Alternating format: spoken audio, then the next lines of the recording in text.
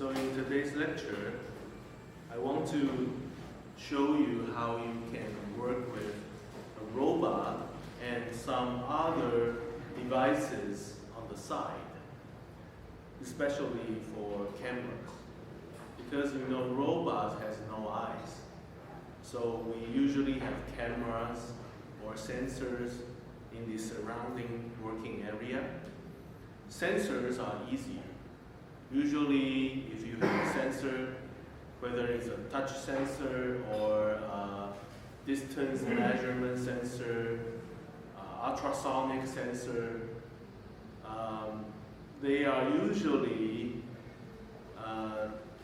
detecting something in a very simple degree of freedom. So, like touch or close contact with some object. And it doesn't give you information of position. If you need more information in the working space, then you will need to know more by camera.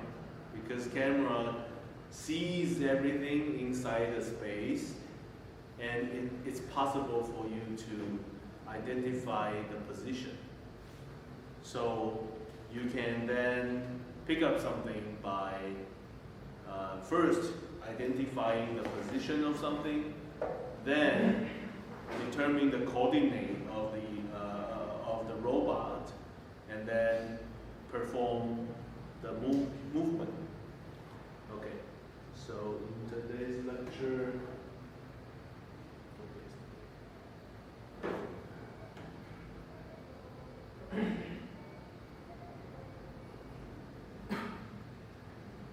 let's talk about how robot and camera can work together.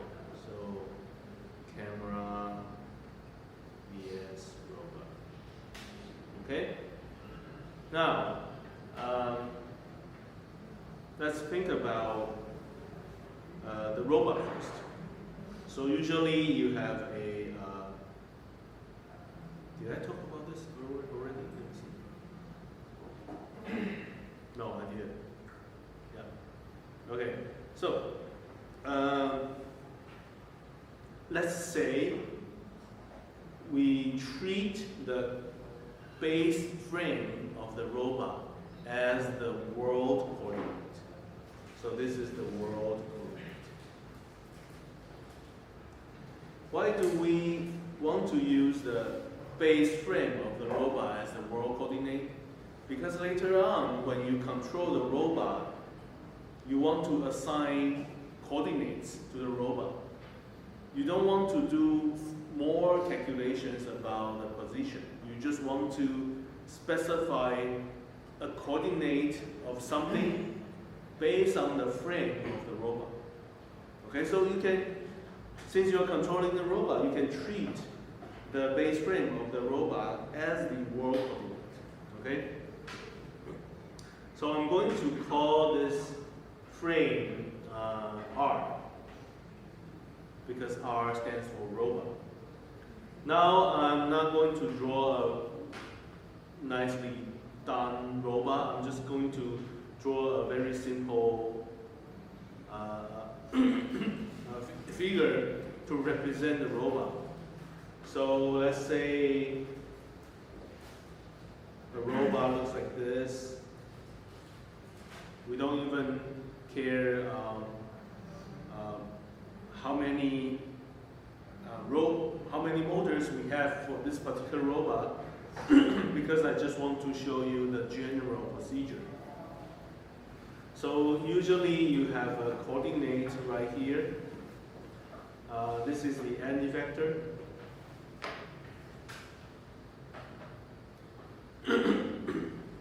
So we can call it a vector of E, okay, represent using the first character of n effector. And usually you have a gripper or some kind of tool. So let's say I have a tool like a gripper, and you would like to specify some coordinate on the tool. So maybe there's a point right here. This is like the tool coordinate.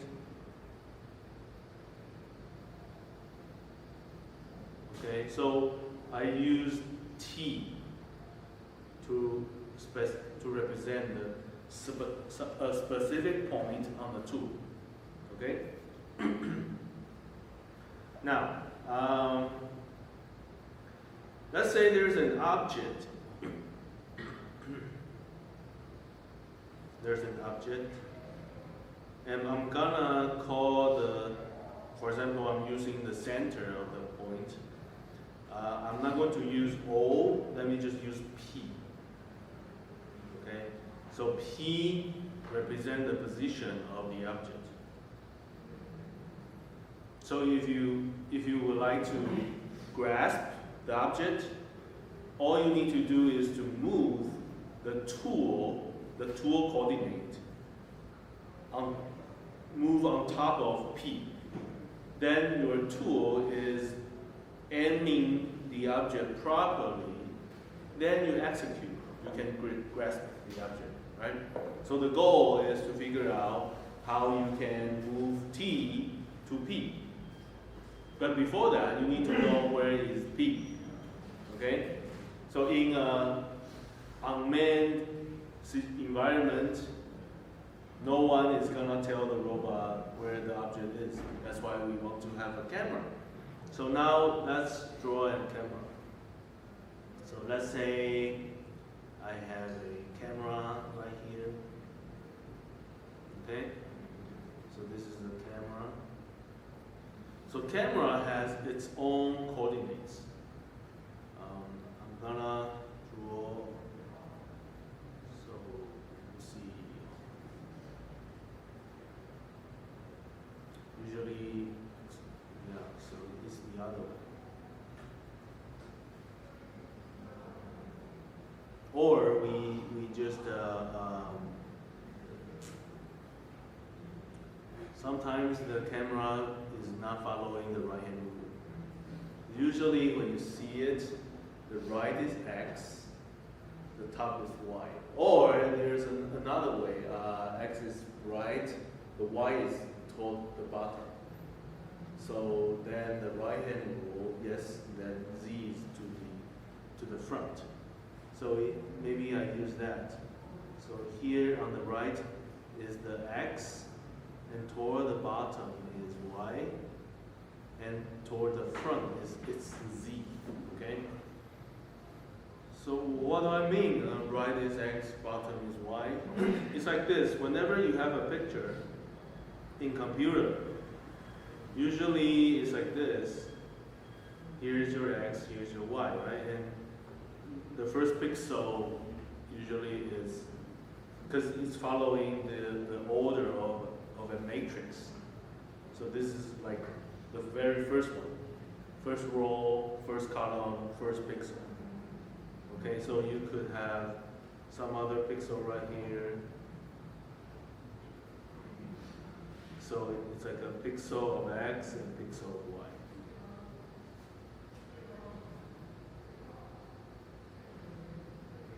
Maybe I avoid using P because my object is already P.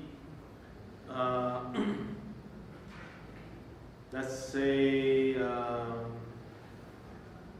we'll figure out how to name it later on. So this is some pixel inside the camera. What you see, right? So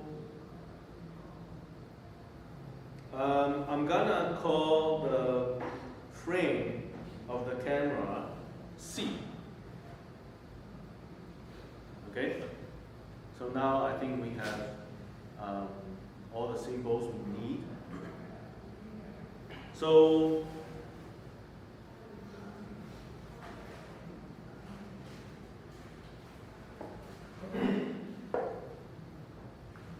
the P point. So I'm gonna do this. If I have written like this, if I do this, I put an R on that represent which frame I am referring to. So I'm observing P in R frame. Okay, so when I write this down, this is the coordinate inside the observed in the R coordinate. Okay? So this is to be determined.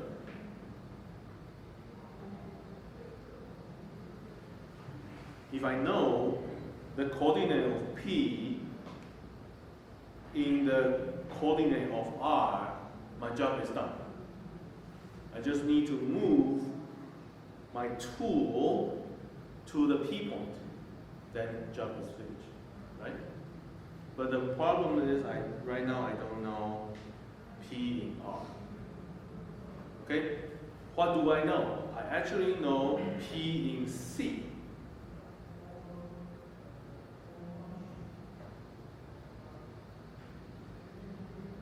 Okay. So what I did was, here's a robot coordinate.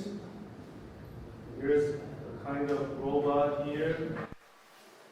I have an effector here. I may have a tool. Here's the tool coordinate. And there's an object, P point. And there's a camera.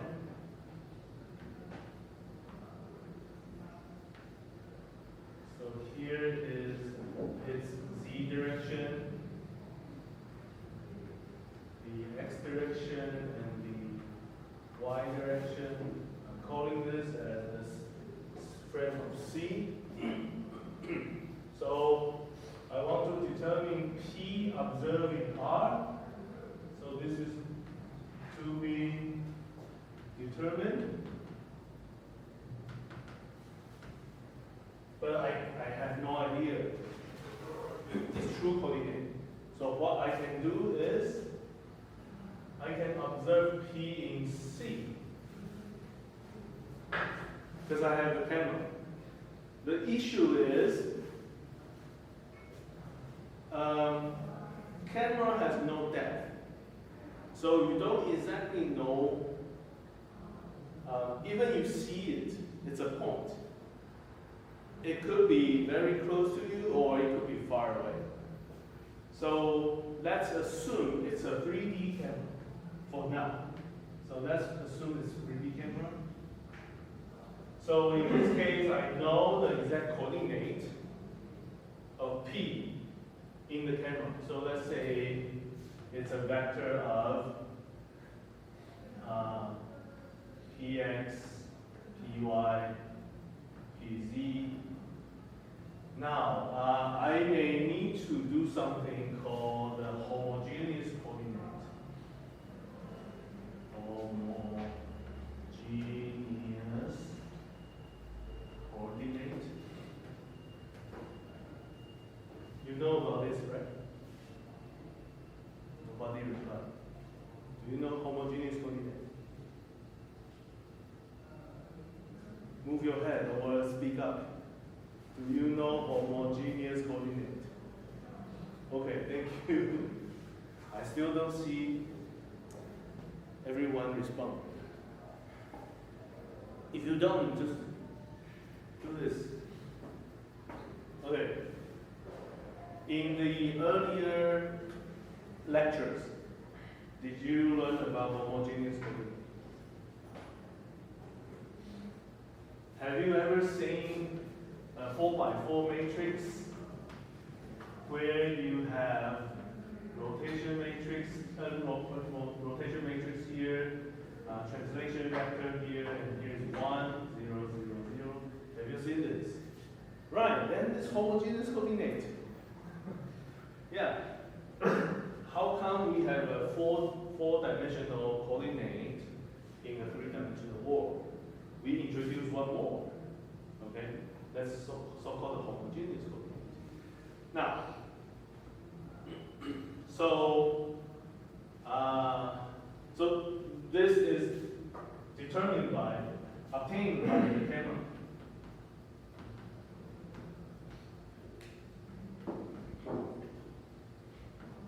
Okay? So how can we compute P in R by P in C? So one good way is to do this. P in R equals to some kind of transformation times P in C. So what's useful for the notation right here is that you can do this. Okay. So sometimes see people do this. So this is basically the transformation between the coordinate C and coordinate R. So all you need to do is to figure out how you can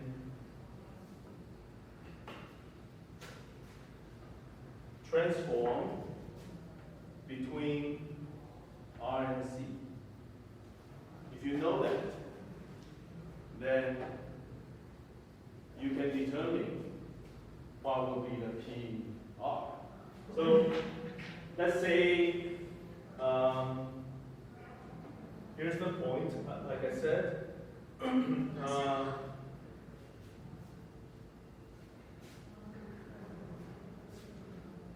Let's say this is gonna be capital P in X, capital P in Y, capital P of Z. Let's say if once we determine this, we know three numbers here. So over here it's gonna be some kind of 4x4 matrix, and you then have the known one, Px, Py, Pz, and 1. And you just need to figure out what's this.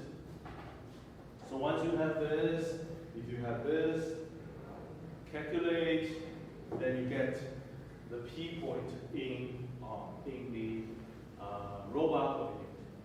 So this is to be determined. Okay. Sometimes it's not too easy to get this transformation because this could be not too accurate.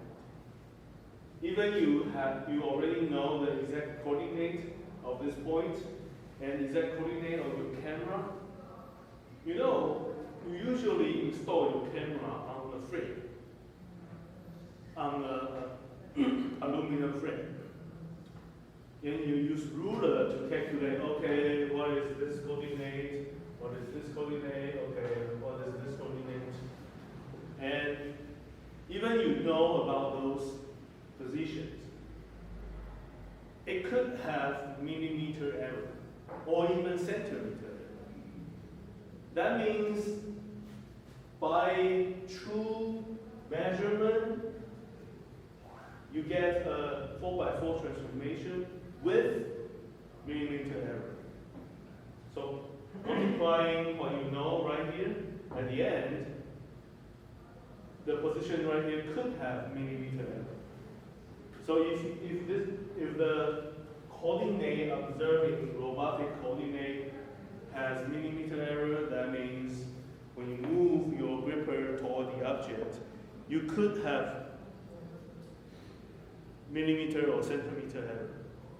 So it's not precise enough. So there are some ways to figure out. Actually, researchers have done a lot to figure out how to compute this. Okay.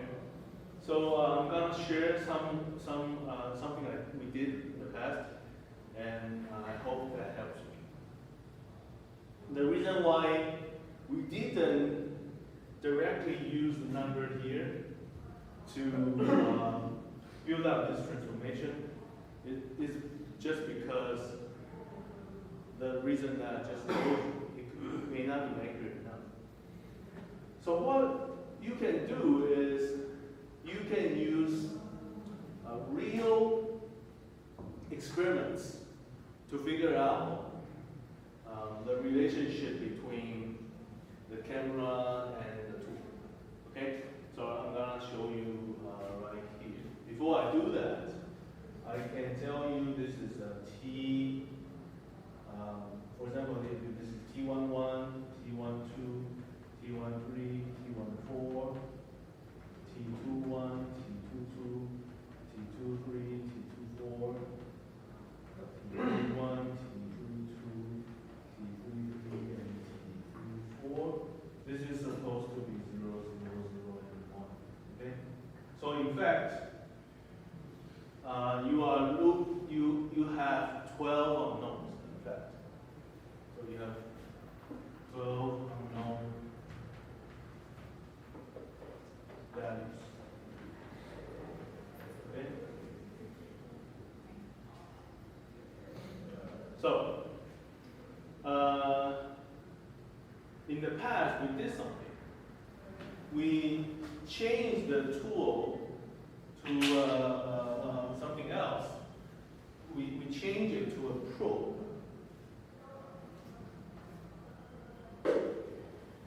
So we changed the tool to a probe. So maybe it's something like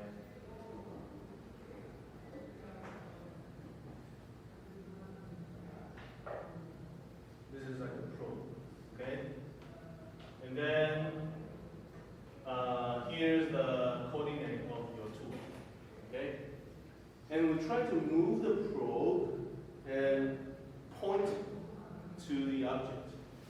So let's say I move the probe to here.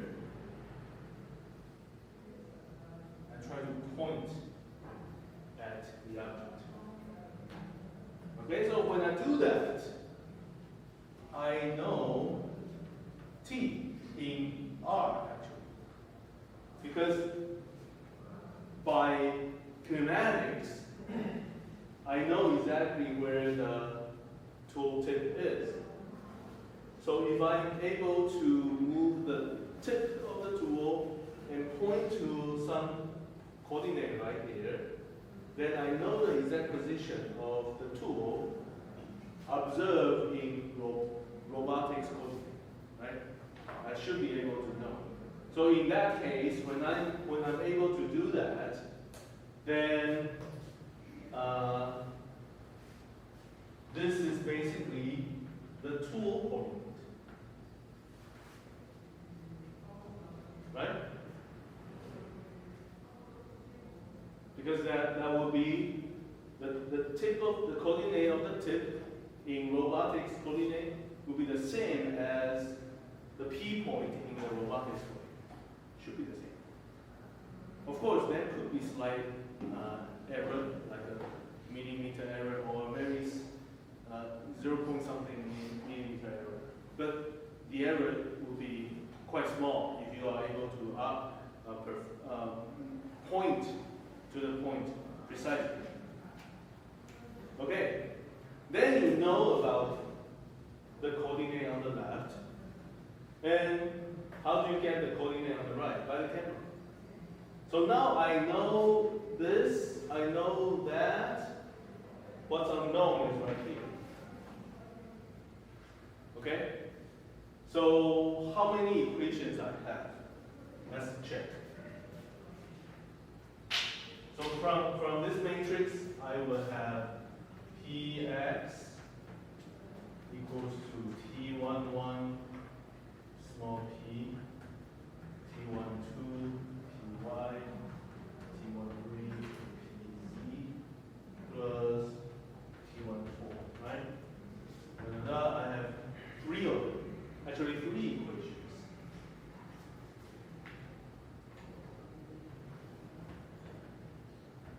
So for every object coordinate and every operation of the alignment, I can get three equations. But I have 12 unknowns. What can you do? You can find 4 more positions. So it's like this. This is my object. I took a picture while the tool is pointing at it. That's one combination. one snapshot. Then I can get 3 equations. Okay, I move the object to the other position. Same camera, take another picture while the tool moves to a second position. Using that, I have the other set of equations. So I just need to do this 4 times. I will have totally 12 equations. I can solve for 12 unknowns. So that's one way. So to have 4 pairs of tool alignment with 4 different object positions.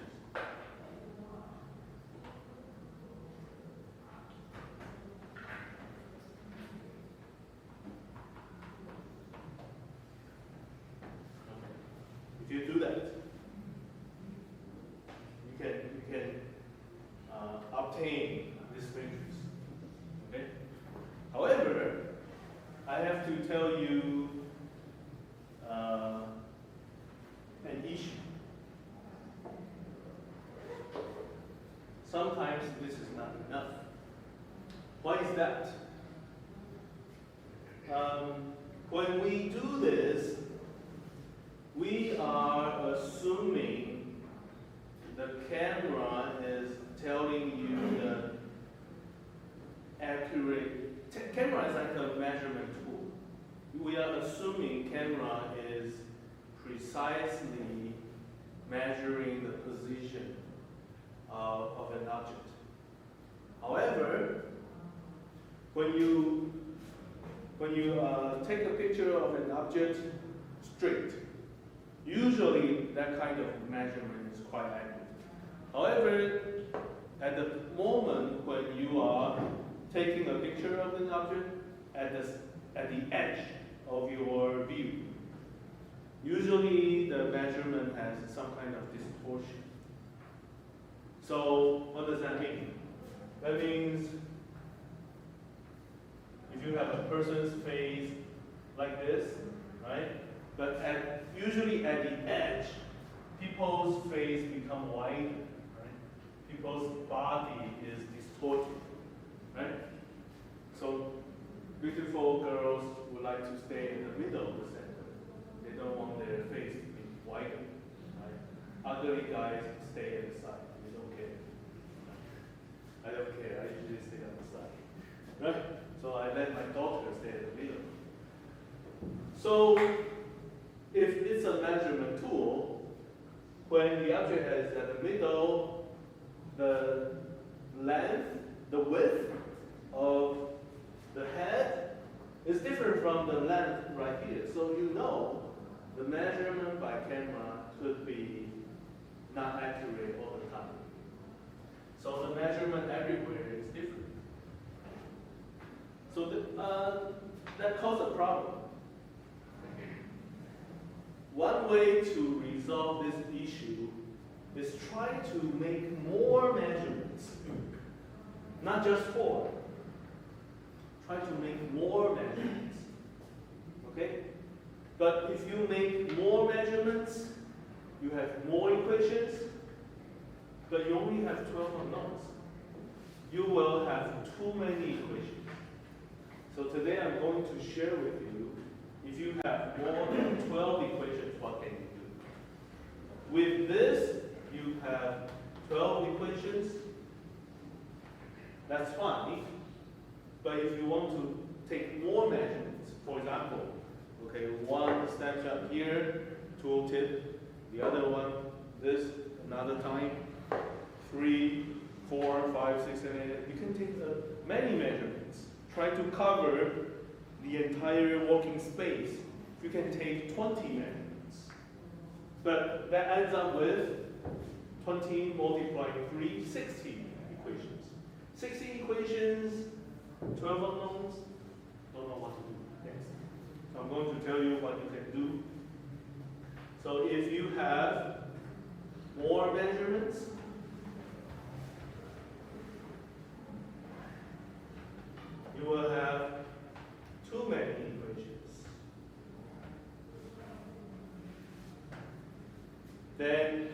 you can use approximation.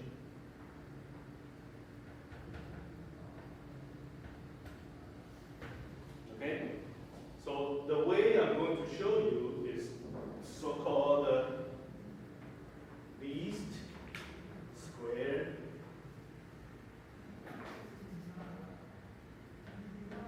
approximation.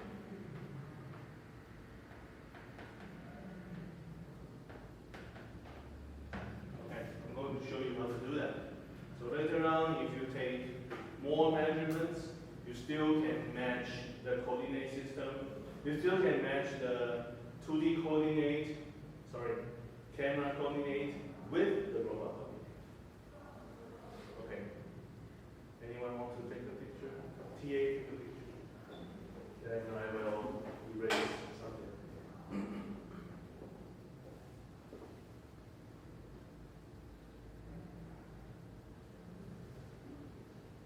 Okay. Now.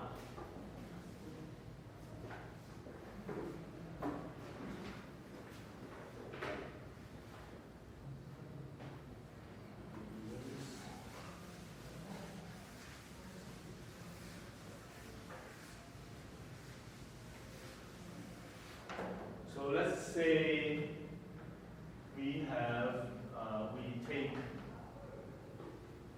n measurements.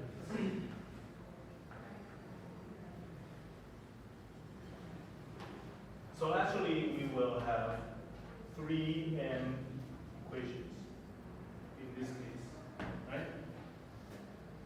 So we can focus on one equation at a time. So let's focus on x. If we focus on the x coordinate, we have n equations. So which are the n equations? I'm gonna write down again.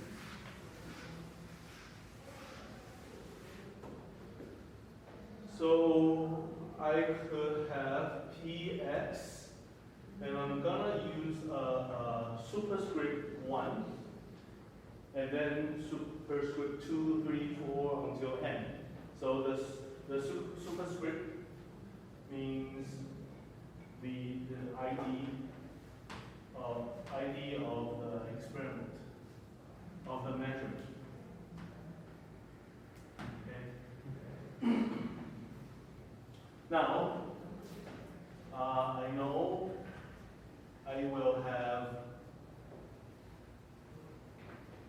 I have those T11, T12, T13, and T14 multiplying Px, Py, Pz, and 1, right? When we have this matrix multiplication, it's a horizontal vector multiplying a vertical vector. This time I want to swap its position. I want to write it this way. It's like a P small x 1, Py 1, Pz 1, and the number 1 multiplying what? Multiplying the T. T11, T12, T13, and T14. So I just swap them. It's basically the same equation. I just replace its order. If I can do that, I can then write down the second equation right here. This is my second. And here, Px 2, Py 2, and Pz 2. Also 1. So it's like the second equation is doing the same thing. This equals to this multiplying this. But I'm putting them together into a big matrix. What you will get at the end, yes, is actually like this.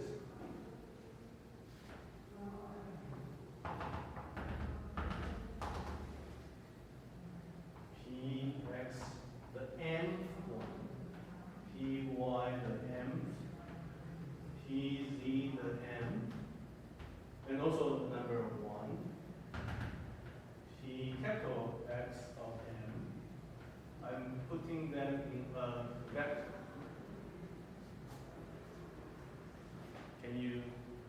This is okay for you? Should be okay, right? So now let's check the dimension. This is a n by 1 vector. This is a n by 4 vector. This is 4 by 1. Okay? Which one is known? This is known because these are the coordinates of the tooltip at m different positions. The matrix is known. These are the XYZ coordinates of the object obtained by the 3D camera, at m different positions. So I have these, but T1, T11, T12, T13, and T14, they are known. These are to be determined. So can someone tell me how can we compute this if I have this matrix form? Has anyone learned about least square approximation? Who has ever heard of least square approximation?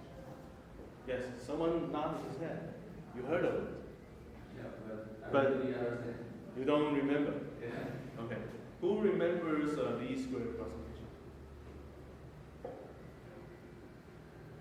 Who cares about the course? Someone still watching the cell phone? Looking for Wikipedia? Okay, you're not paying attention. Okay. Anyone? Least square approximation? Okay, forget about the name. There's a vector and matrix equation. How can we compute this? Give me something.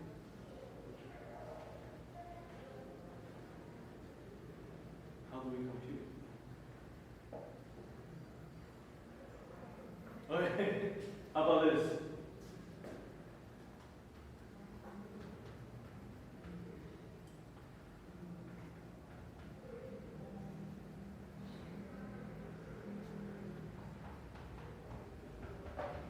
Can anyone tell me this? Speak up. Speak up. The inverse. Inverse of A. A, and then multiply y. Okay, that's the usual way. Why can't we do this here? Because not square. You're right, it's not square. So usually we would like to do this because we can inverse A and then multiplying y, we get x. But now we can't. Now I'm gonna teach you how this is usually done. Least square approximation is so useful, it could be utilized in your thesis. Because you usually make measurements. And you usually make measurements more than the number of your unknown. You always have more measurements. So you always face this kind of issue. You don't just throw away the measurements and pick up the good ones. You can use all of them. Okay? So here's how. I'm gonna call this guy. I'm just going to call it the y. Okay? It's a y vector. And then I'm gonna call this guy the A matrix. And then I'm gonna call this guy the X. Okay? Just use what I have. Now I know the dimension is not good for inverse of the matrix. But we can play with it. Now let's pre-multiply something. Let's pre-multiply the transpose of A on both sides of the equation.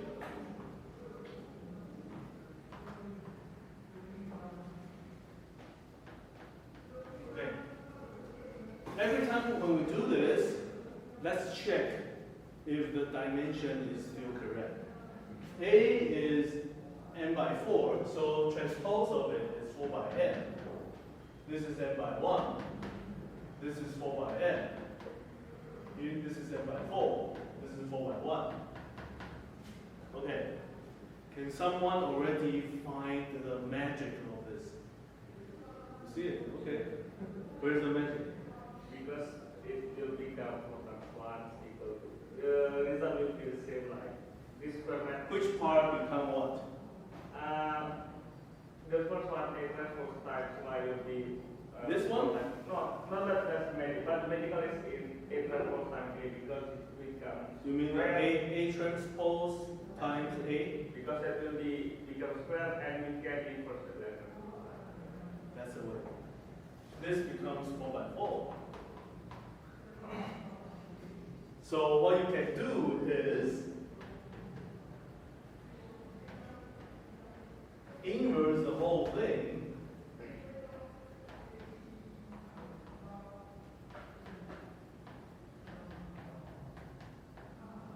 Then you get what you want. Alright. So this is the equation of B squared approximation. When you read a paper and you see something similar to this, that's B squared approximation. Sometimes they don't tell you. Okay. And whenever you see this, you know there are more known knowledge than the unknown variables. And usually what happens is it's an approximation. You are approximating some unknown variables based on a greater amount of knowledge. So be aware of this. This is commonly seen in research papers. Sometimes they don't tell you.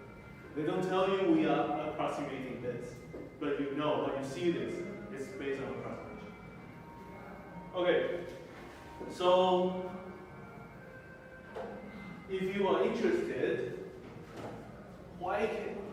how come we have this? Okay. This is, and how come people call it a least square approximation?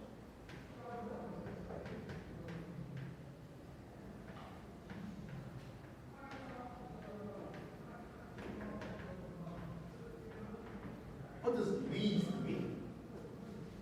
Smallest, right? This is actually something the smallest. Well, the square means like multiplying by itself, right? A squared is a times a. So something must have a square term, and something must become the smallest. And to do so, you will be approximating something. So in fact, this is based on optimization. So what people have done is that they formulate an equation, so-called the square.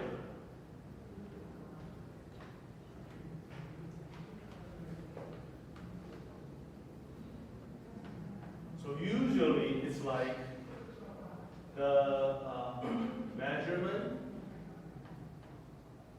minus the math model with unknown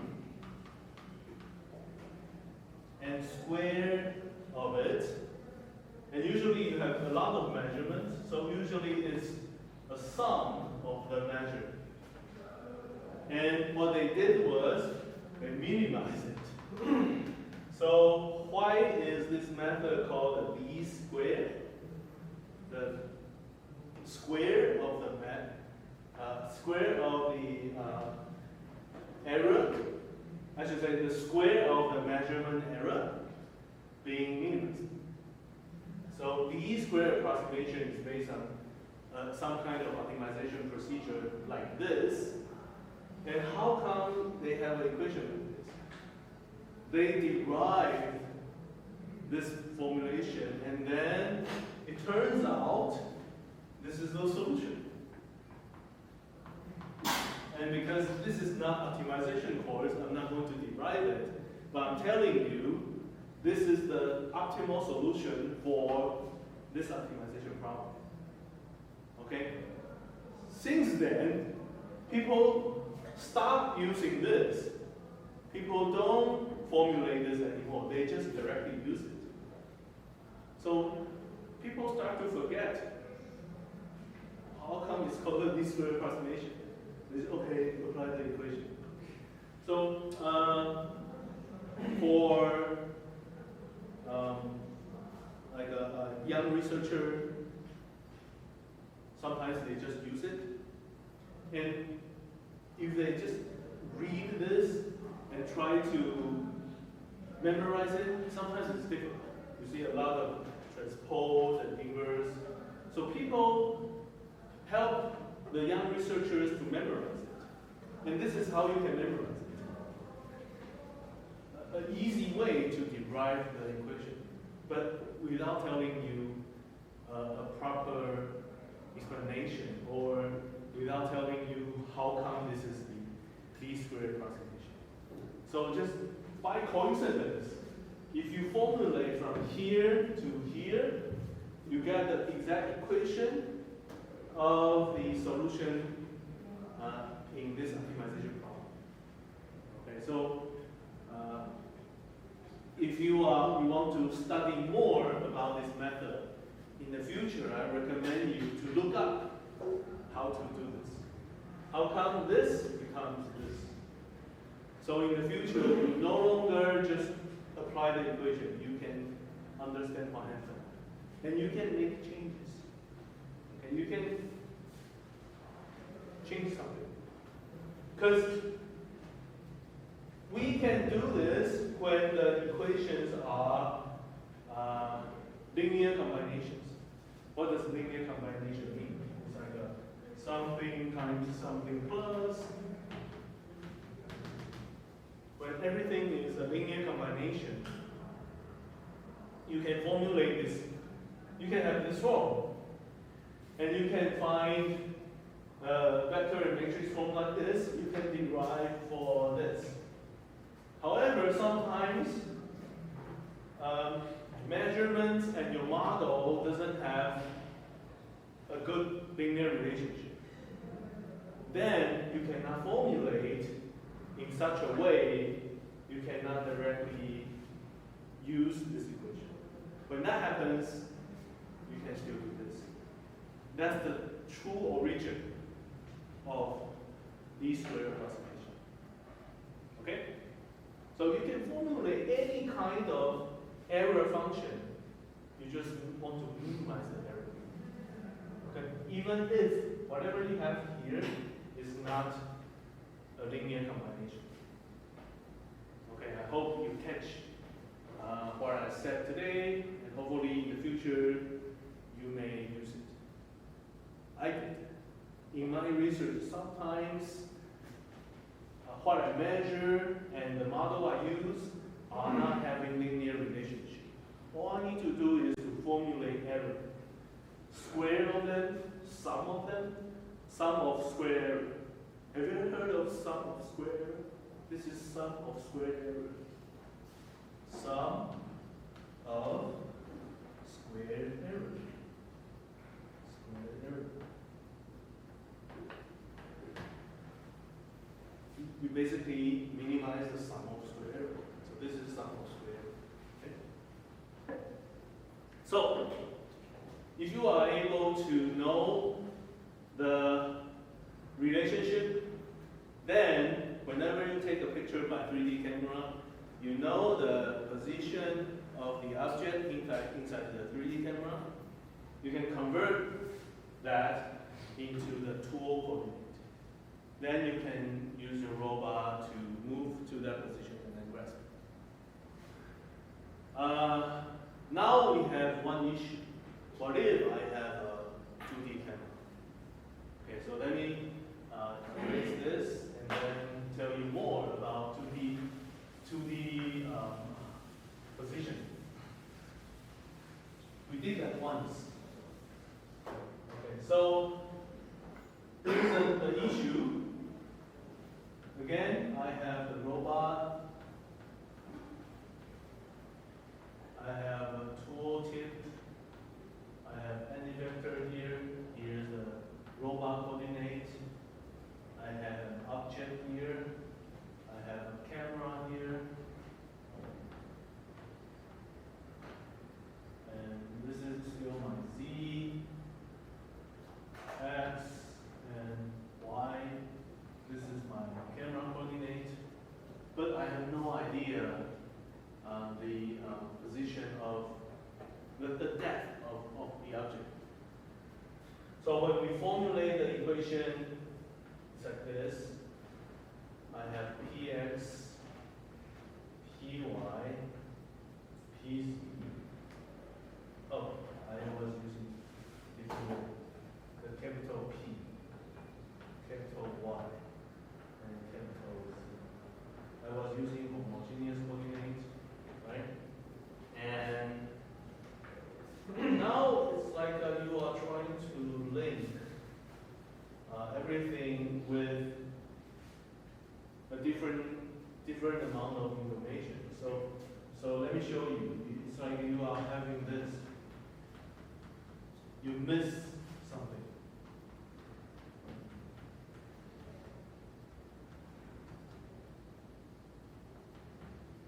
It's like you don't have the third coordinate. You are trying to do this. And you have Px, Py. You don't have Pz. It's like this. Then, oh no. So it's like you don't even have this. It's like you are doing P13, P23, right? That's the only way you can have vector and matrix multiplication. But it doesn't give you a 4x1 equation on the left. At the end, this is 3x1.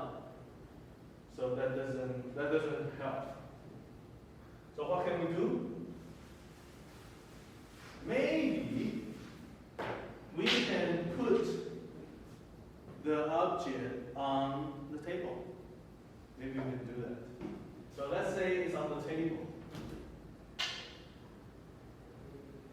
So if we know the object is always on the table, then that helps us to know the depth. Okay? So maybe you know the equation of P. So maybe it's a function of P equals to 0. So usually it's an equation like this. It's like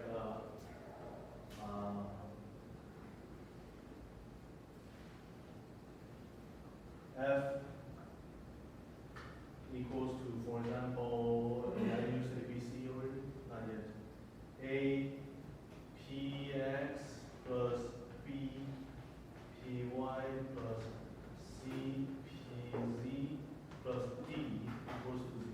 So those are just coordinates to describe the plane. The plane can be flat, it could be tilted, but it's on the plane, on the surface. Okay? If you can describe those in a surface, that will help. That will help. So if we have that, what we can do is let me see what we can do.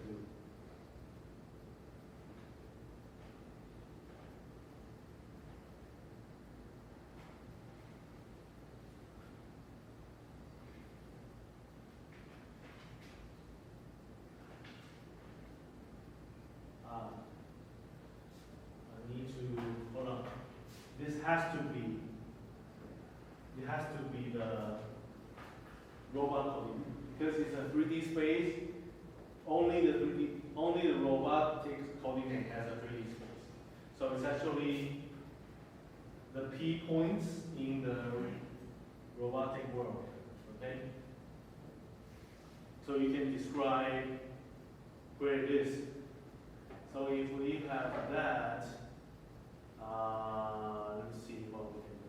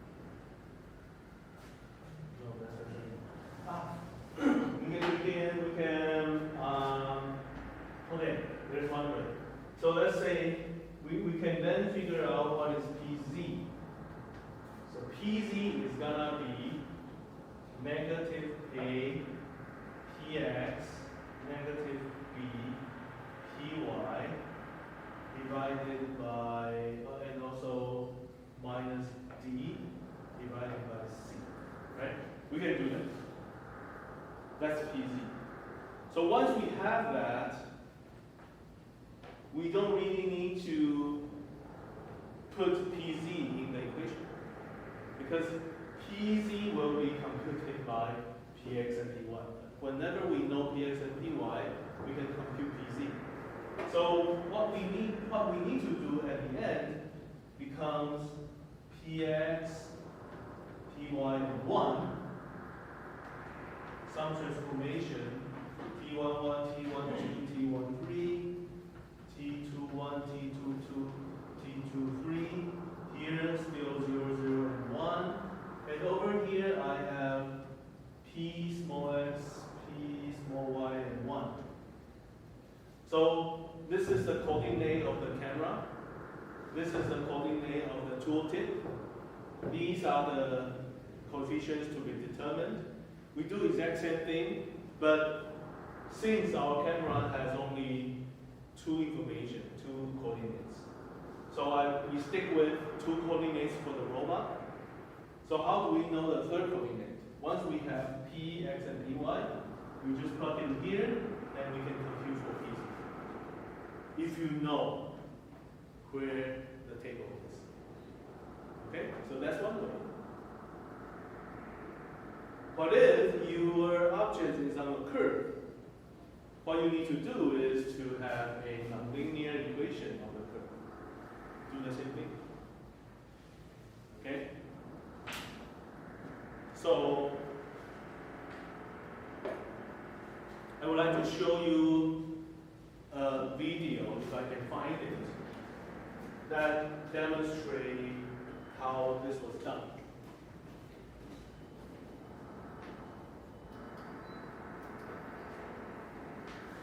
Before that, I want to clean my hands. So, let me show you a 2D coordinate matching example. So before I start the video, I will explain what happened. There's a robot on, this is a 6-axis robot, 6R robot, and at the tip, there is a cylindrical pin. So the goal is to have the pin inserted into a hole inside a box, which is randomly placed inside the working space. So there's a camera on the top. The camera is going to identify the box and identify the coordinate of the circular hole. Then the robot is supposed to move itself and then insert the pin into the hole. So to demonstrate vision-based alignment or vision-based matching position. If you do not have accurate enough measurement, the pin may not be inserted to the hole properly. You may miss the target. Then you will hit the box, so it's not good for the robot. So what he did was, initially, the camera system is camera, the robot system is robot. There's no connection between them. So he needs to perform. He used four sets of measurements. So in this demonstration, he didn't use approximation. Because actually he did. Because this is a 2D camera, like what I told you, you will have 6 unknowns. Right? 6 unknowns. So if you have 6 unknowns, if you take 1 measurement, that gives you 2 equations, 4 measurements, that's 8 equations, 8 equations for 6 unknowns. So that means you still need to do approximation. So I think he did these were approximations. So what happened was, he will manually move the pin to somewhere close, and then that's the box. So he's gonna align the box with the pin and then place it on the floor. Then move the robot away. Take a picture. So whenever you have the box attached to the pin and then place it somewhere, they are properly matched. Then at this moment, you know the robot coordinate. When you remove it, you know the position of the hole. So that's what he did. He randomly moved the robot somewhere with the box attached to the pin. Just place it on the floor, on the table. Memorize the robot coordinate. Move away the robot. Take a picture, figure out the pixel position. So you have, then you will have this coordinate. Oops. You have this coordinate, right? You also have this coordinate from the picture. So that's one set. He performed that 4 times. So you will have enough information for approximation. Later on, when he got enough information, he removed all the boxes. He just randomly places a box in the middle, and he's gonna just insert the pin properly. So that's sort of the beginning.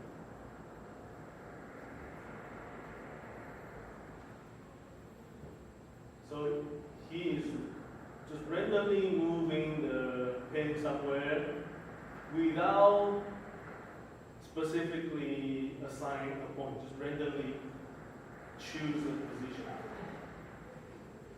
So he did this 4 times. Okay? Now the calculation is done. He first removed 3 of them. You want to make sure the pin is able to move to the origin, one of the measurement location. That means at least you are precise right here. So over here you can see there's an insertion and then removal without collision. So that was one of the positions where he did the measurement. Okay, that one's done. Then he's gonna remove that one and then just randomly pick another one. The reason why he used a different one is because that one has the largest diameter, so it's safer. So now, the recognition of the hole, compute robot coordinate, and then insert. You can tell it's slightly off. It's not very precise. Of course, it's based on approximation. It's very difficult to have super precision for this. So he's gonna perform this for another time.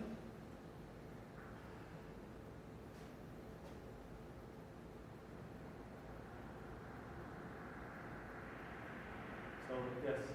So if you, I know the gap between the cylinder and the hole is around 1 millimeter. So if you don't have this kind of calibration, you could have centimeter inaccuracy. Then you will miss it. Okay, so that's the demonstration for positioning of an item with 2D camera only. In this case, we have to know the plane, the function of the plane, basically the table. If I don't know where the table is, I don't know the function, I don't have enough information to determine the right position. Okay? So now let me show you a different demonstration by another graduate student.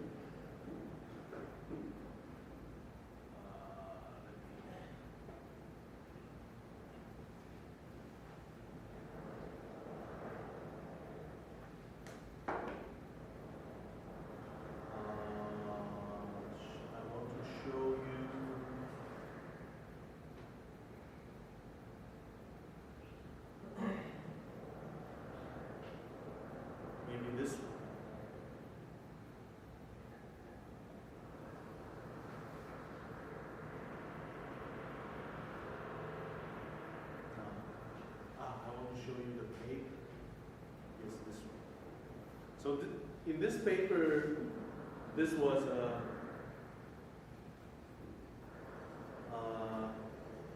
positioning based on 3D camera. Okay, so right here. Okay, this is the layout. For this one, we made the problem even more challenging. We have a 3D camera right here, and we are going to put something underneath the 3D camera. Have you seen this? Maybe not yet, right? Okay. So the 3D camera is going to capture the object. Besides determining the coordinate of the object, it's gonna identify its normal vector. What does that mean? We are going to have, it doesn't show right. We're going to have some object that is not on the plane. It's tilted.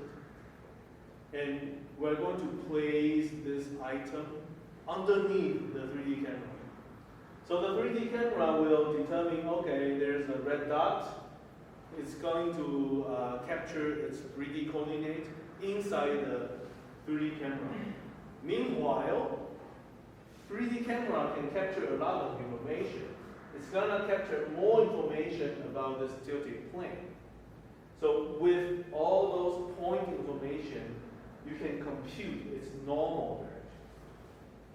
So the 3D camera gives me the information of a point. For example, there's a point. And then it gives me the normal vector. So what's going to happen next is that this item is going to move along the conveyor. There's a conveyor that is moving. So it's going to move like this. Since the robot now will know there's a target, and also its normal direction is here. So later on, when the object moves to the front of the robot is going to do something with the target. For example, we can do inspection.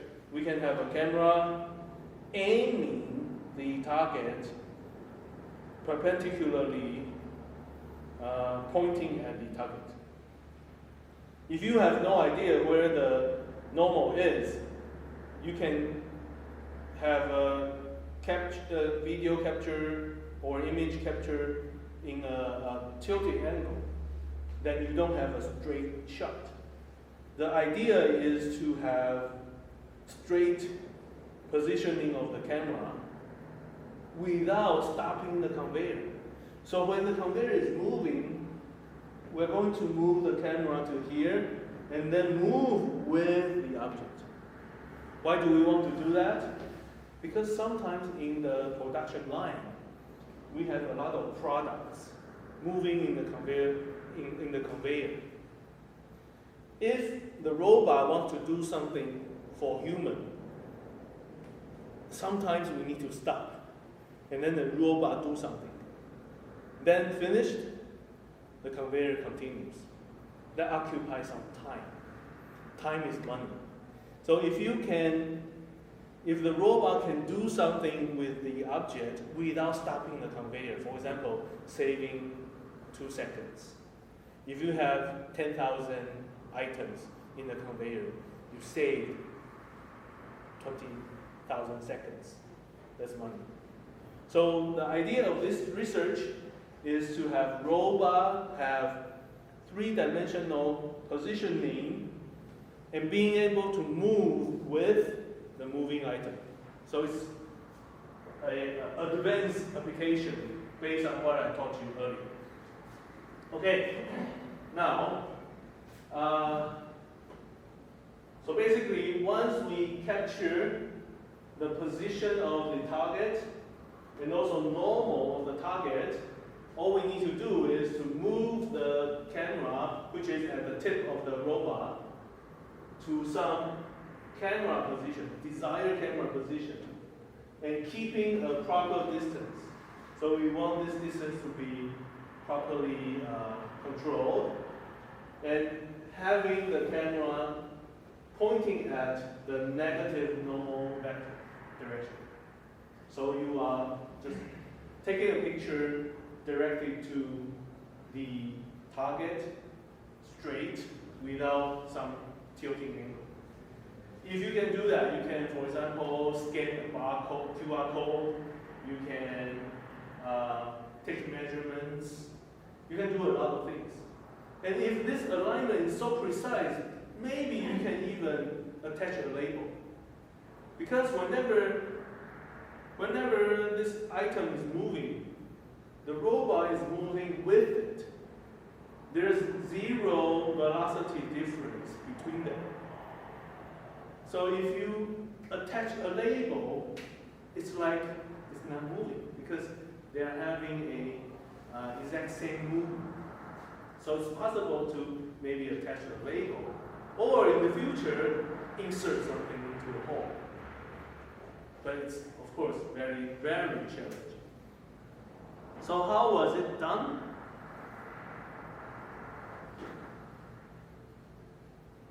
We did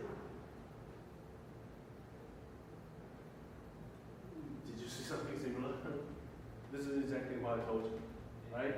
So we have coordinate in the, I think this is the robot coordinate, points in the, maybe the scanner, 3D scanner coordinate, and we need to figure out the transformation. So what did I do? Least square approximation, right? It's just a different symbol, but same method. Okay. And this is indicating the coordinates in the space with coordinates of the any vector and also coordinates of the 3D scanner. So once we complete the calibration, the matching, we apply the calculation to the 3D position, and then try to compare whether there's an inaccuracy. So from here you can tell circles are the true position of the robot, cross are the position computed from the 3D scanner. And you can see all the cross are very close to the circle, but with slight error. That's of course possible. Everything is based on approximation, so definitely there exists some error. However, the error is reasonable, it's manageable, it's still, every match is quite close, it's not like far away. That means the position captured by the 3D camera can be properly transformed to the robot coordinate. Okay?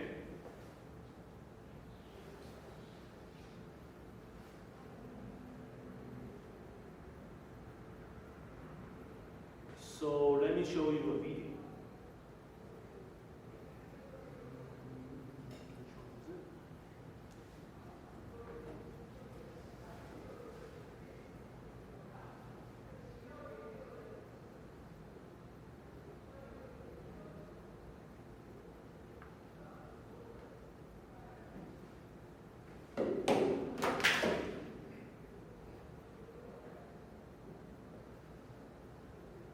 It's very fast. Hold on.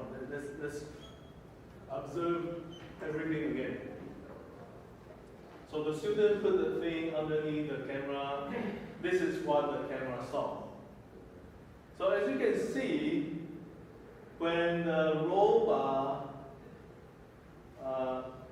moved to the desired position and started to follow the object, the view the robot captured was quite stable. It doesn't move anymore. That means you are taking a picture with the object. Okay?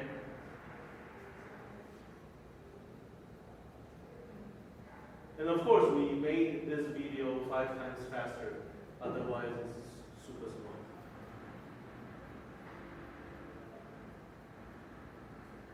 Okay?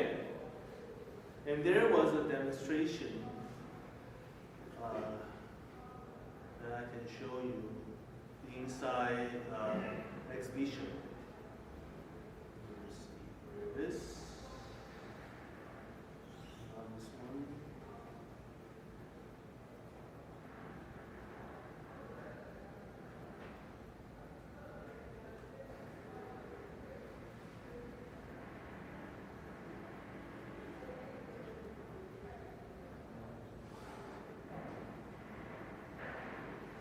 This one.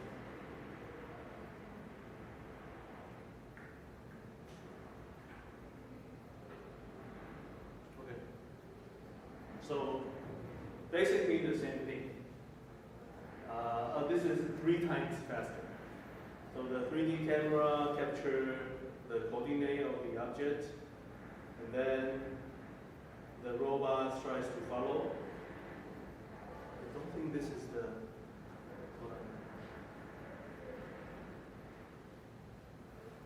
oh, it isn't. Try to.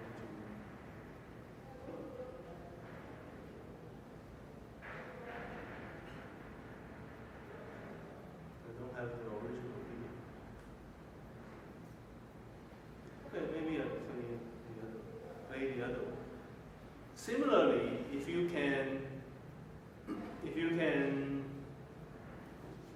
perform inspection with the moving object, you can perform grasping.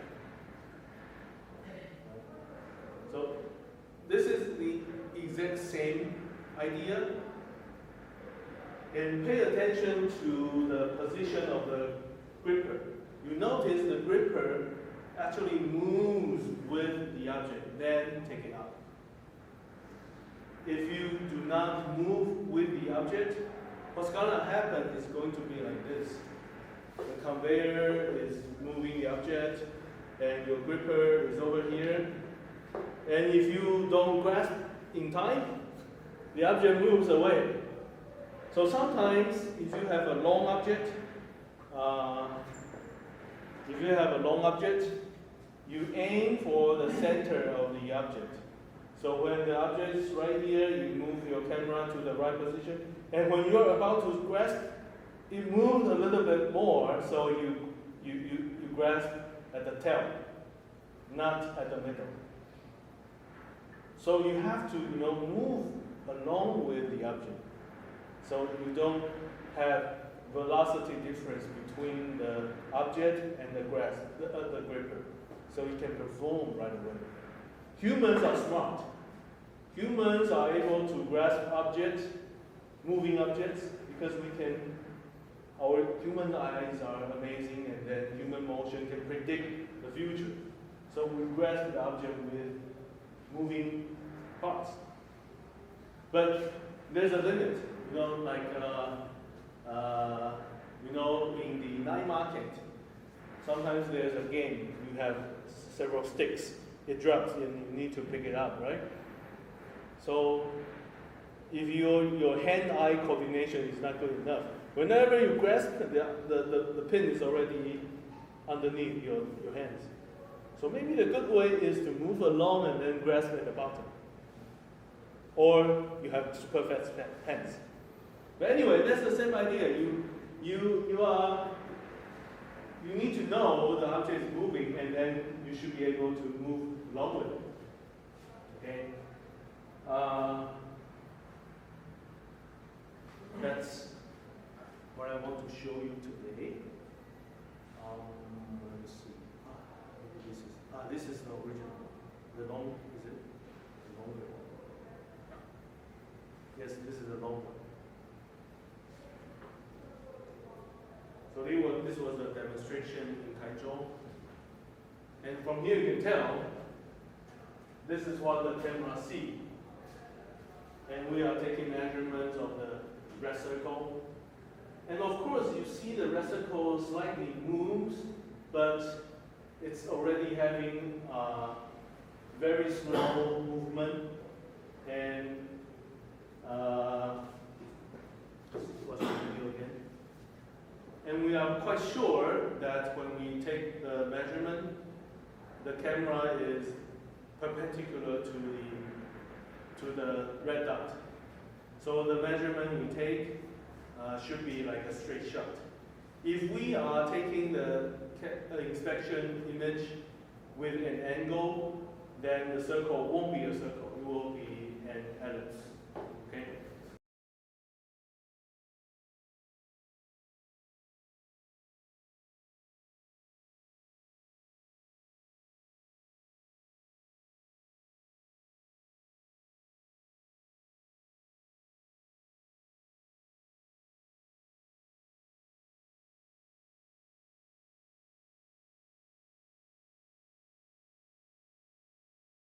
So I think inside the paper, we did some measurement about the diameter. Here. So these are the error of along each direction. No, this is the coordinate matching. I think the error of the circle is in my student's thesis, right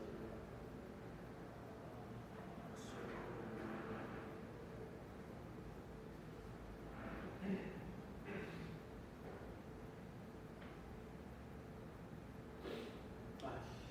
Here it is. Oh, what he did was, he knows about the true size of the red circle. So he did camera measurement and compare with the true answer. So I think this is the measurement taken when it's stable. And I think these are measurements taken with tilting angle of the plates. And also, these are the measurements when you have conveyor movements. So, when the condition is more dynamic, you will have more error. So when he compute the area of the circle, the error could be as large as 2%. When it's moving fast and also with some angle. However, 2% is not too bad. 2% is not too bad, right? So that was what they did. Okay. I think I need to answer this.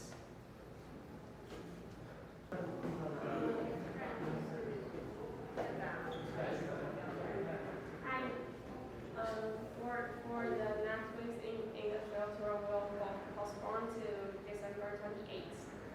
And I will create a Google Sheets, please fill in your information for the ID number or your name. And for next week, we are changed to lab tour. And I will announce the gather time, and please go to MP1 and our lab members will show you the high wing robots, and you can try to think what you want to do for your final presentation.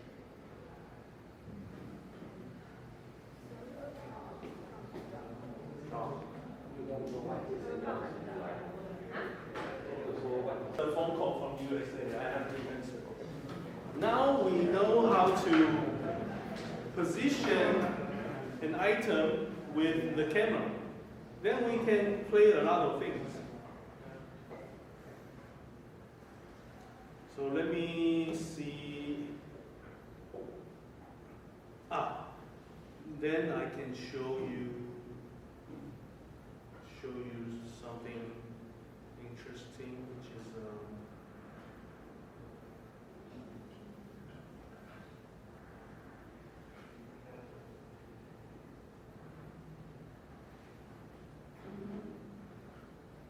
have I tell you about positioning by laser?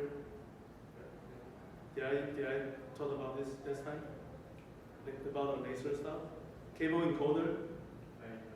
Yes? No? No? I'm not sure. Maybe not. Have I, not this one, let me, not this one.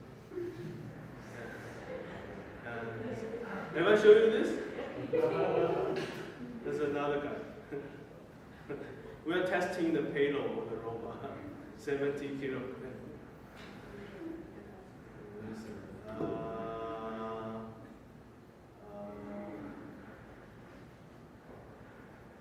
This one. Have I showed you this? Okay, good. So,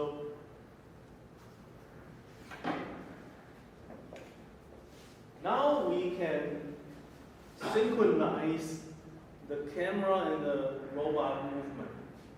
So, whatever the camera tells me gives me a coordinate. What I need to do next is to move my robot to that exact position. But what if my robot arm is not accurate? There is another issue. So here, there could be several situations. So what does those circles mean? Those means the desired position. And if you assign the robot to move to that desired position multiple times, is it going to be so precise every time it's going to hit the target? Or it's going to be missing the target, but every time quite consistent? Another situation is that it's not missing the target, however, it has a shaky movement. So this one's the worst. Averagely, it's missing the target. And also, every time has a huge variation. So which one do you think is the most common situation for robots? So let's raise our hands to see what do you think. Who think a regular robot would be like this? Please raise your hand. How about this? Okay. 6. How about this? Okay. 3. Okay, how about this? So some of you didn't raise your hand. Okay. So there's another one. Okay, let me tell you the answer. It's not this one. It's not this one. So some of you guess right, some of you guess wrong. It's actually this one. Because robots are made of metal, lots of metal inside, and they are like linkages. If the linkage is able to move to somewhere this time, it's gonna repeat its motion next time, and the next 1,000 times. So the repeatability is quite good. However, if you think one part of the arm is 15 centimeter long, but it's actually 15.01. That's a tiny error in the length. That's an error that is out of your calculation. So whenever you try to use math to figure out how to move your robot to a desired position, all the equations that you use in kinematics has slight error. So remember, in kinematics, it's basically a bunch of length multiply sine, cosine, theta, right? And sum them up.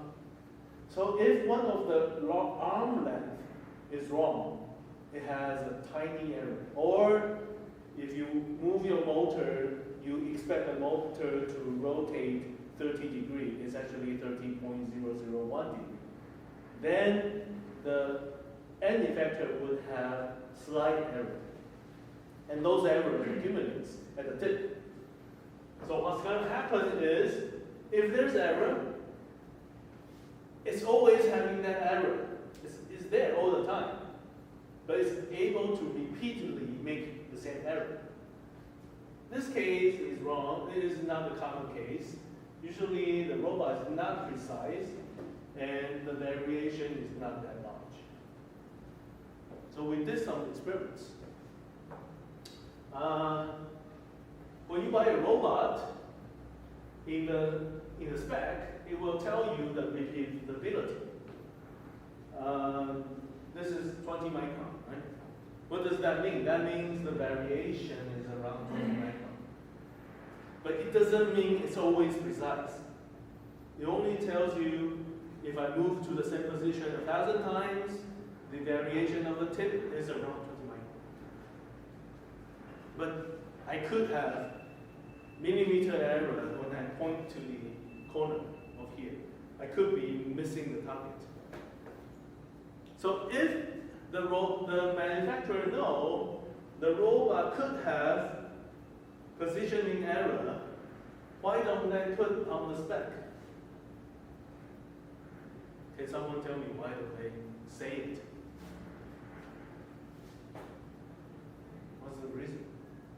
Because it's an obvious measurement you should take.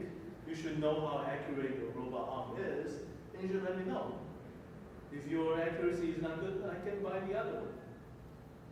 Is that a secret? So what do you think? Okay. The reason why is the position error is not the same everywhere. So for robots, for example, if the robot is having this configuration, the error could be 0. But when it moves to somewhere else, the error could be large. And maybe some other place, the error is a different scale, different number. So if you want to put a number to describe the positioning error, you need to take a lot of measurements in the space, and then maybe take an average. It's quite troublesome. So what usually the manufacturer do is to grasp the maximum payload and perform a configuration that deforms the arm the most. If you move your robot arm straight and grasping the heaviest object you can grasp, in this configuration and also this payload condition, it's gonna deform the most because this is a cantilever beam. There's no other configuration that deforms the robot arm more. If you do this, then it doesn't deform the most. In this way, it deforms the most. So sometimes the manufacturer will perform this kind of test, see how much deflection it will cost. So let's say this is a 10 kilogram object, and the manufacturer performs this configuration. Actually, the robot will deform a little bit because they are metal deforms. So the deformation could be as large as maybe 5 millimeter, 10 millimeter. It could be as large as that. It's like a 1 centimeter error. So can you imagine a robot arm could have 1 centimeter error? So when I try to grasp this, I will miss it. It's possible. Even you know the precise coordinate of the object and tell the robot, okay, go there, grasp. It could be missing. Okay? So in this part of the research, what we did was we try to take measurements of the tip of the robot arm. Okay, so I'm gonna show you two ways to take the measurement. Here I introduced 4 of them. Only 2 methods are more reasonable. So the first one is called the laser interferometer. Basically, you use a beam of laser to do distance measurement. It's a really precise way to take distance measurement. The accuracy is around 1 micron. The repeatability of the robot is around 10 micron. So if you use laser to measure robot accuracy, it's good enough. It's accurate enough. The accuracy is 1 order smaller than the robot error. So it's a good tool. However, it's not cheap. So in universities, usually we have laser interferometer if some professor is doing measurements or if there's courses about measurement. The price is around $500,000 Taiwanese dollars, approximately $500,000. So it's not a cheap investment for the industry. So if you are in the industry, you want to do something like this, you want to precisely measure the robot, it's not easy. You need to spend the money. So, and also it's not convenient for 3D measurement. I will tell you why. I will tell you why right now. Laser is a beam of laser. So what you can do is, you can hit a beam of laser to here, and then move your item. Laser will tell you how much movement you have. But if you set up your laser source from here, and you are taking a movement along a different coordinate, it doesn't help you to measure the distance right here. Then you need another beam of laser at the bottom or at the top. How about this movement? Then you need another beam of laser. How about this movement? Then you can never be satisfied by a laser. It's troublesome. So there's something called laser tracker. Laser tracker is a very advanced way to take 3D measurement by laser. What happened was, on top of the object to be measured, there is some kind of device that reflects laser, and they use multiple beams of laser hit the target. So whenever it moves, the laser tries to follow the reflector, and each beam of laser will be reflected to its original position. So it's gonna take distance measurement from the laser source to the target.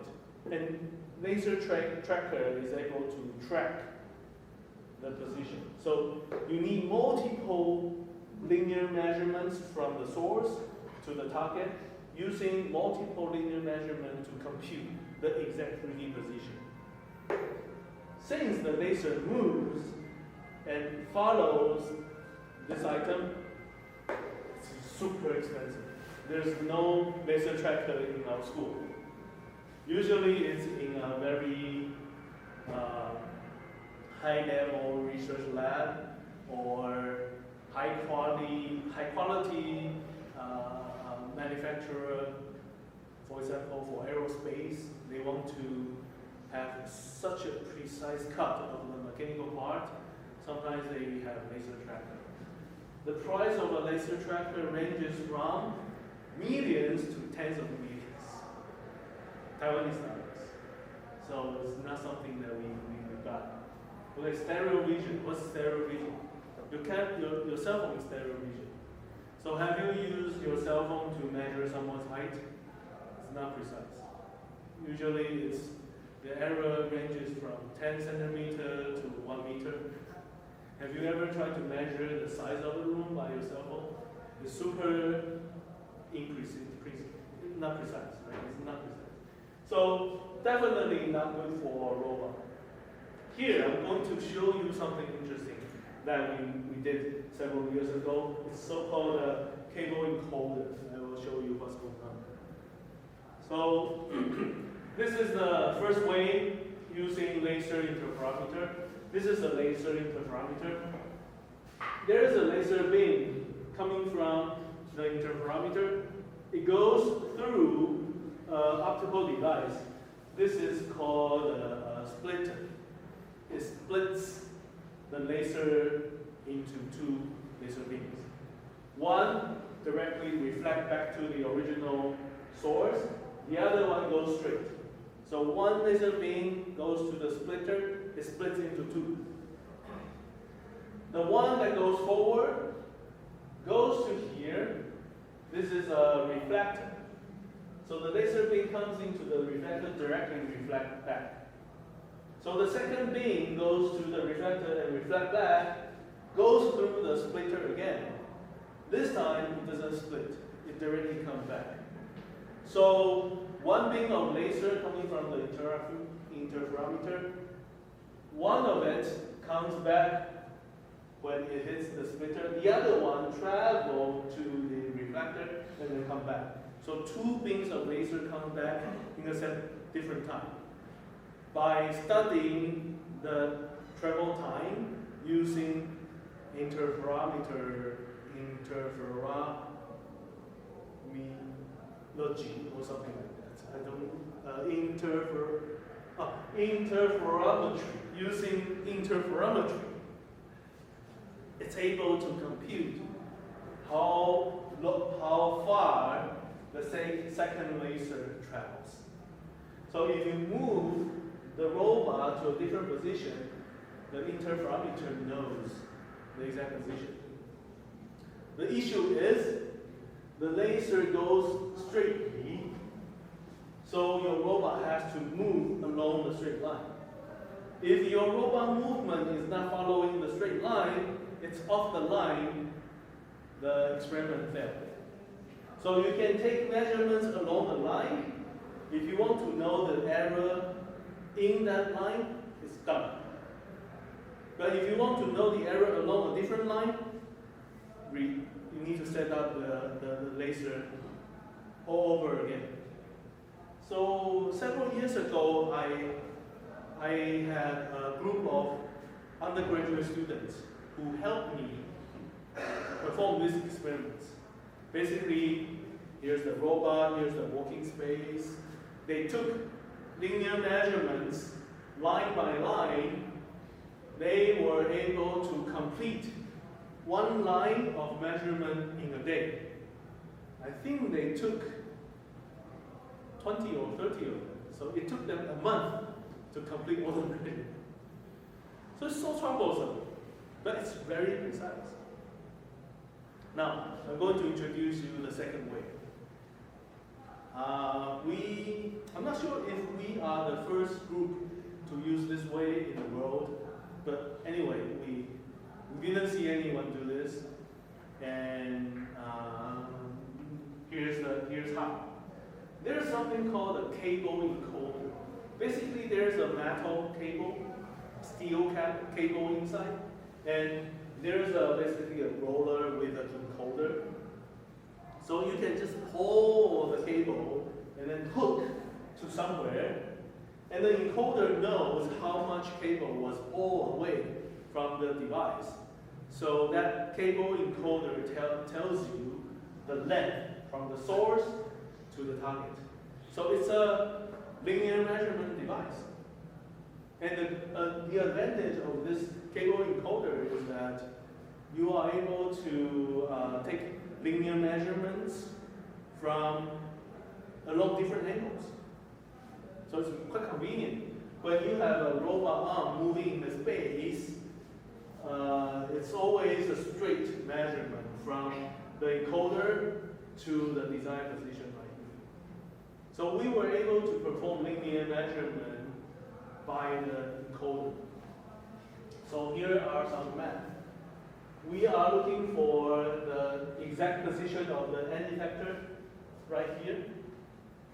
Because these three cables cannot be connected to one exact same point.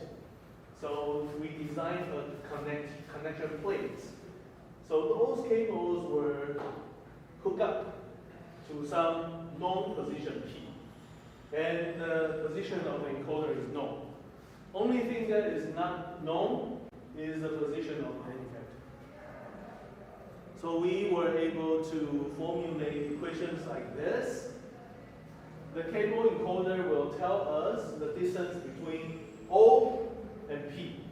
So the distance between O and P is L. So L is given by the encoder. And because we designed the plate by ourselves, we know the relationship between E and P. Basically, there's a vector. We call them D. So we just plug in that equation into what we had earlier. So in this new equation, we realize this is the linear encoder measurement. O is the position of the end effector. D is the vector between the end effector and the P point.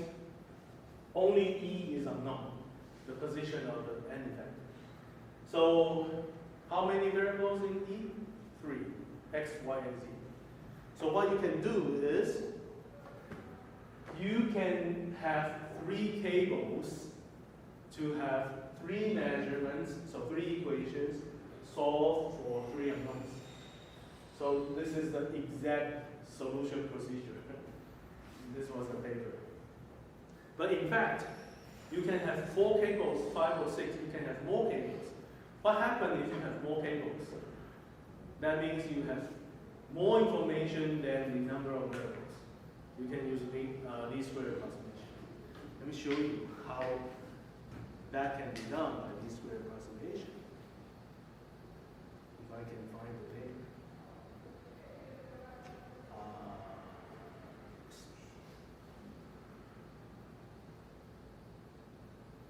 Cable encoder. Cable encoder was published where?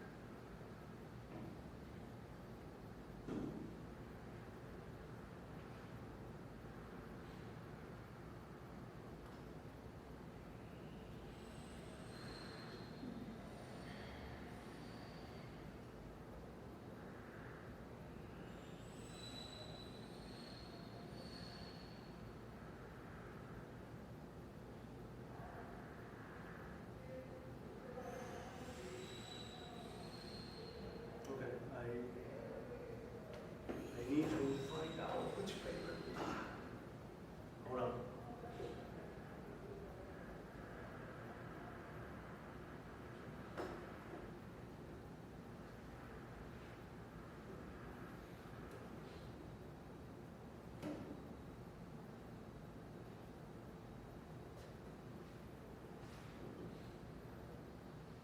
I just want to show you how you can use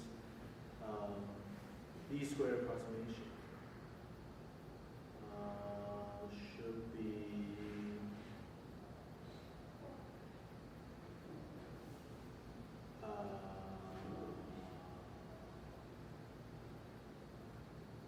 this track. So maybe this, messed up. This paper.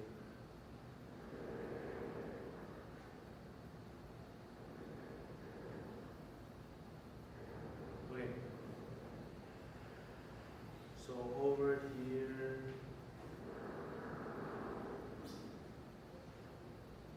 okay, exact paper, the research that I showed you. And with some formulation being derived, at the end you have an equation like this. And you don't need to know what are those, but it's like a bunch of values of A right here, and a bunch of values of B right here. E is the position of the end effector, which is unknown. So with this formulation, if I have exactly 3 cables, then this could be solved. But if I don't have exact 3 cables, I have more than, see, I use least square approximation. So this can be done by least square approximation. Okay? So later on, if you're interested, I can send this paper to you. Let me get back to my PowerPoint, and then I want to, I'm almost done.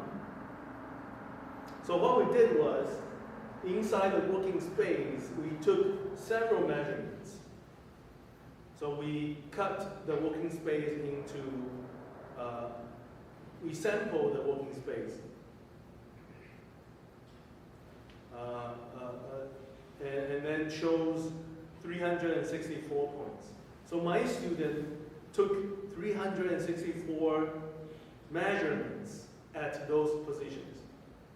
So basically, it's like a sampling along different lines, and then totally 364. So the idea is, if originally I want the robot to move to the red coordinate, but by measurement I found the robot actually moved to a blue coordinate in the space, then I can take a measurement of the error. Basically, it's a vector. So the blue point minus the red point, that gives me the error vector. If I have an error vector, what can I do? Basically, in the working space, at every position I wanted to measure, I was able to compute the error vector everywhere. I totally have 364 error vector inside the space. What can we do next? Can someone take a guess? If we have in the space we have multiple vectors, what can we do next? If you are the researcher, what can we do next? Have you ever seen the fluid dynamics? Sometimes in the space you have seen pictures of the liquid stream, and you have a lot of vectors. What do they usually do? They usually have some kind of velocity field or pressure field, right? What we can do is we can have an error field. We can compute for error field. If I have an error field, that means I understand the error exists inside the entire space, everywhere inside the space. Even though I only took certain amount of measurements in the space, there definitely is somewhere that I have never taken any measurement, but with the calculation, estimation of the field, I can estimate the error at any position inside the space. Okay? So that's what we did. But for the following, how do you get the field? That's very mathematical. It's too much for you guys. I just introduced to you, and I guess just for you to know. So there's a method called kriging. It's a parametric modeling method. It's too much. It's a lot of math. So just understand there's a method called kriging. With kriging, we can approximate the relationship between whatever you're interested and the position. Okay? So the blue circles are true measurements. The curve was the approximation. It's like a basis function of the approximation. From here you can tell the approximation was quite precise compared to the true measurements. The fitting was quite well. With that, what can we? How does it look like? So at the end, this is the kriging. Okay, what does it mean? This is the working space. The values it represents is the error value along the x direction. So take one point as an example. If I choose some point on this patch of surface in this color, then along the x direction, I have errors of negative maybe 1 millimeter. So if I have this 3D map, I understand what's the error along x, along at any point. Okay. Similarly, we did this for the y direction. Okay. So that's what we did. How do we use it? So originally, we want the robot to move to the red point, but in fact, it moves to the blue point. So we took a measurement about the green vector, the error vector. So how do we use it? One simple idea is that since you want to move to the red point, why don't you tell the computer to move to a point right here? Because of the error, so it goes to here, then you reach your target. It's like you update the command that you tell the robot. So every time if you want to move to the red point, you don't tell the robot to move to the red. You tell the robot to move to somewhere here. Because of the error here, then it will move to the red. But how do we know the position of this guy? The updated coordinate. Can we use this vector and minus the green one? So we get this one. Can we do that? Because this position plus the error gives you the blue, right? Now, then can we use this coordinate minus the green one? Then we get somewhere here. Can we do that? No. Why not? Because earlier when we did I show you the error field. The error is nonlinear everywhere. If the error is the same, of course you can just minus it, because error is the same. But error is not the same. So the idea is we have to figure out where exactly I should move. So the error right there is exactly like what we want. So due to that particular error, I will move to here. So this is what we are calculating. So right here, that error field was parameterized with respect to the coordinate using the Green measurement. So anyway, it's a lot of things to explain, so I'm not. Here's one example. Let's say we want to move to the coordinate 10, 10, 10. But the error is so nonlinear, you have no idea what it is. And we realize, okay, you need to, at some point, 9.1, 8.9, 9.2, the error over there is exactly 0.9, 1.1, and 0.8. Then, if you tell the computer to move to this position, due to this error, you will end up with 10, 10, 10. So you need to tell the computer to move to this weird coordinate. Due to the error over there, you will end up with 10, 10, 10. Okay. Anyway, here are some results. This is the desired coordinate, and we tell the computer to move, we'll tell the robot to move to these. This is what we measured at the end, the true position. So you realize the error could be as large as 1 millimeter. Like this one, you tell the robot to move to 150, you end up with 148. So error is as large as 1 millimeter. So this column is basically the true coordinate after you apply the correction, the pre-hit correction. So these are the true coordinate that we reach. And you compare to the desired coordinate, the error becomes so small. Okay? So that was what we did. So, final demo.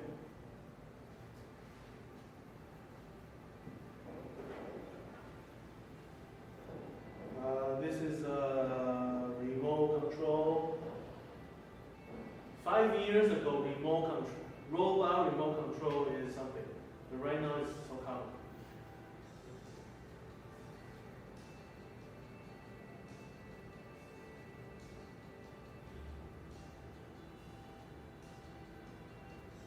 Okay, so there's a laser interferometer right there. There's a laser beam hitting to the initial position. We are moving the robot along a straight line by 700 millimeter. At the end, you will see 699. There's a 1 millimeter error. Now, moving back to its original place, you can see the repeatability is quite good. It's around 10 micron. Now, apply correction. Along the line, let's move to 250, accurate. Move to 450, it's accurate. And then move to 700 again, it's becoming accurate. The error was reduced to 30 micron. So you will see 699. Very accurate. Okay? So the hands-eye collaboration. This student is gonna put an object underneath the camera. The camera is gonna capture the position of the hole. The robot is gonna grasp a pin and then insert into the pin. So this time, the robot coordinate, the robot positioning is being corrected. So it's more precise. You won't hit the box.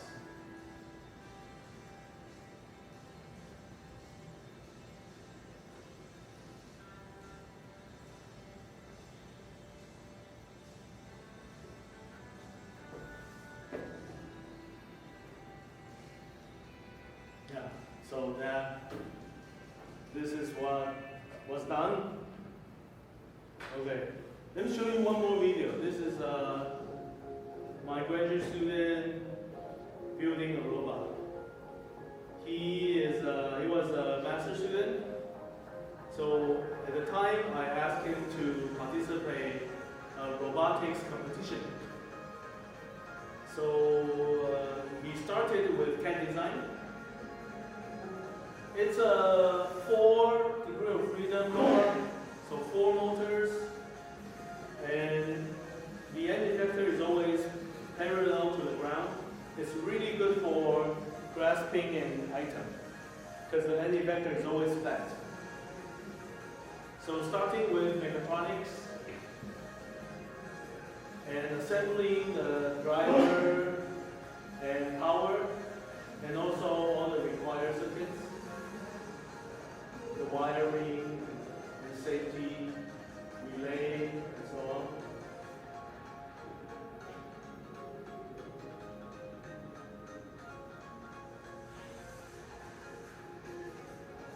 Then the controller is a panel. The controller is inside. It's a digital controller. It's a user interface.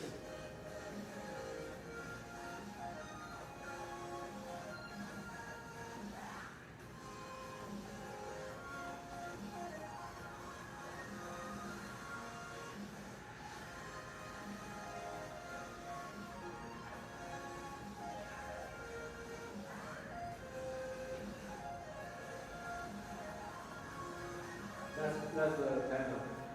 So you can see the motor is rotating properly. Now the mechanical part comes, start to assemble.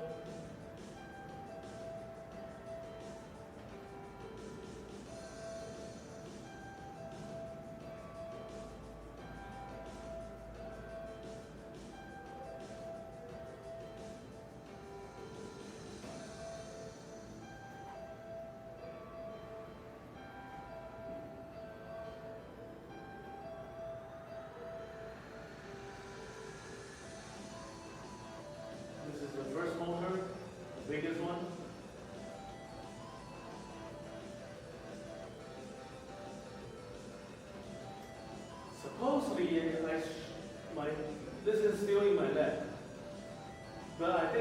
disassemble